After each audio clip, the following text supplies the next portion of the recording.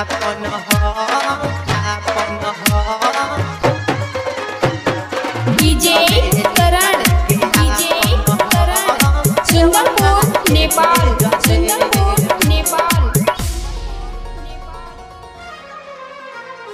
रौवे चरण में बाबा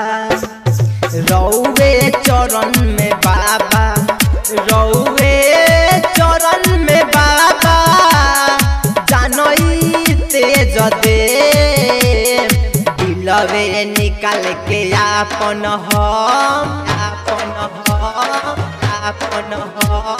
दिलवे निकाल के आपन हम बेवफा के भेज दे दिलवे निकाल के आपन हम बेवफा के भेज दे रौवे चरण में बाबा रौवे चरण में बाबा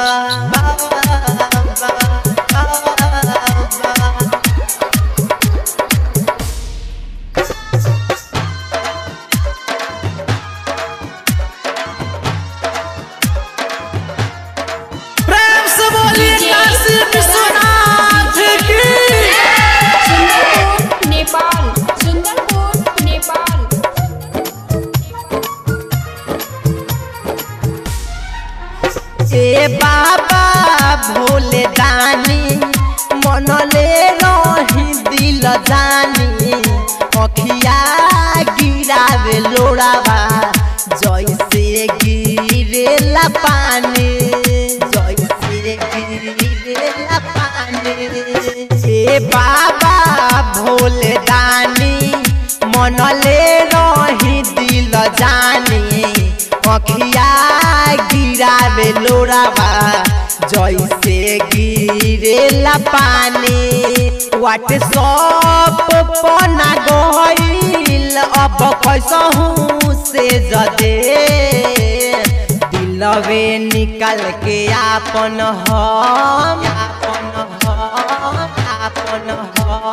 दिलवे निकाल के आपन हम बेवफा के भेज दे दिलवे निकाल के आपन हम बेवफा के भेज दे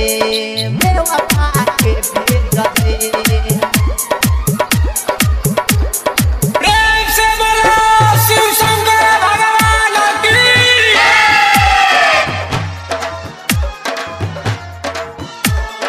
डीजे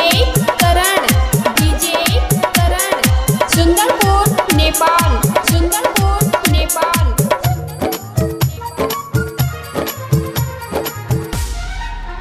होला उनका ना विश्वास हो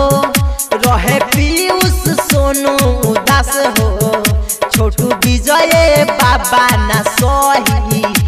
चलेली बन के सास हो चलेली बन के सास हो होला उनका ना विश्वास हो रहे सोनू नीतीश उदास हो छोटू विजय बाबा ना सही चलेली बन के सास हो पन कज पकड़े पैया नहीं उनके मेज दे दिलवे निकाल के आपन